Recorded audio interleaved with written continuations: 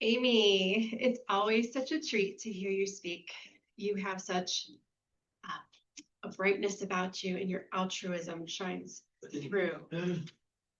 I really enjoyed your presentation and getting to know a little bit why you chose the avenue of being a teacher and the background before that and how you felt called to do that. You're truly someone that engages the audience and gets everyone's attention and eye contact. I can only imagine how amazing you are in the classroom. I loved how you started with a question and immediately had everyone engaged. You used altruism, so good job for that, because I know whenever I prepare a speech, a lot of times I'm so set on covering what I have prepared that I don't always incorporate that word. And so that just shows your flexibility and you're able to think on your feet.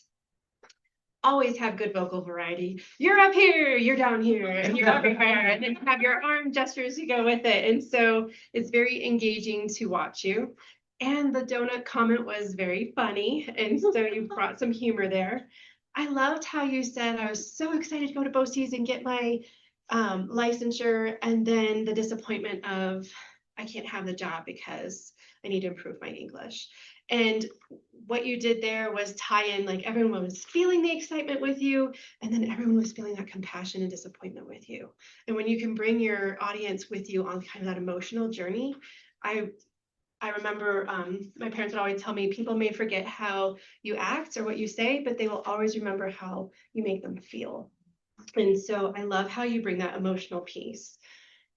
I'm very happy that there was a job opening and you were able to get into teaching. So that's fantastic. And you are clearly well equipped with having the multiple hats of, being the investigator and the counselor and all the things. You do a fantastic job. It is apparent whenever you give a presentation and you speak. Few things that I noticed that could potentially be something to work on is your timing. I know you kind of looked over and, oh, green card. I've done that before too when I'm up here. I'm like, oh my God, yeah. But just whenever you're practicing your speech, to know that you have the timing down and that you will be able to wrap it up. Or if you see the green card, knowing you have a little bit of flexibility to wrap it up.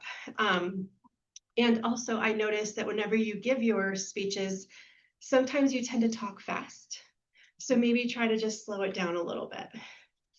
Another thing I noticed is that a lot of times, especially when you get into your speech a little more, you're using full sentences. But whenever you start, sometimes they're fragments and you just say a couple words. And so maybe focusing on having those full sentence structures throughout the whole speech. I think that's just nerves at the beginning. But once you get into it and start using those full sentences, it's easier to follow your line and your thoughts. Last thing, I know I've probably spit a few out, is the ums and ahs and that kind of thing.